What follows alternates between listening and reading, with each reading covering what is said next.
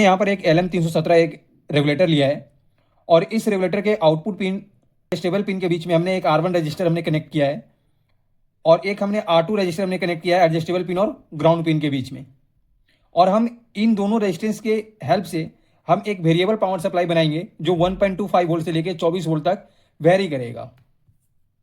Output voltage का जो formula होता है वो होता है V out equal to V reference into 1 plus R2 upon R1, जहां पर वी रेफरेंस का जो वैल्यू होता है वो होता है 1.25 वोल्ट या R1 रजिस्टर का जो वैल्यू जो होता है वो 220 ओम होता है जो डेटा शीट में दिया हुआ रहता है LM317 के। हम यहाँ पर वी आउट की जो वैल्यू हम लेते हैं 24 वोल्ट लेते हैं क्योंकि जो मैक्सिमम आउटपुट वोल्टेज हमें जो नीड होता है वो वैल्यू हम यहाँ पर लेते हैं। और जो वी रेफरेंस की जो वैल्यू होता है वो 1.25 वोल्ट हमने रख दिया और 1 प्लस R2 और R1 की जगह हमने 220 ओम पुट कर दिया। अब इसे हम सॉल्व करते हैं, इसको हम इंटू करते हैं तो ये हो जाएगा 5280 इक्वल टू और 1.25 इंटू 220 करें तो 275 प्लस 1.25 इंटू R2। अब ये 275 जो है ये इधर आ जाएगा, माइनस में चला जाएगा, यानी जो R2 की जो वैल्यू आ जाएगी वो जाएगी 5005 डिवाइडेड बाई 1.25। जब इसे हम सॉल्व करेंगे तो इसकी वैल्यू आ जाएगा हमारे पास 4004 ओम।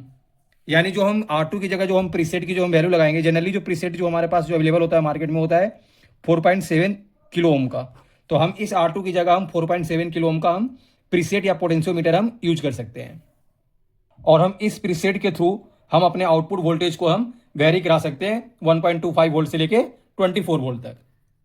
अगर हमें आउटपुट वोल्टेज अगर 24 वोल्ट चाहिए तो हमें इनपुट वोल्टेज कम से कम 27 वोल्ट हमें देना पड़ेगा, क्योंकि LM317 का जो ड्रॉप आउट वोल्टेज होता है वो 3 वोल्ट होता है, यानी इनपुट वोल्टेज और आउटपुट वोल्टेज का जो मिनिमम डिफरेंस होना चाहिए वो 3 वोल्ट होना चाहिए।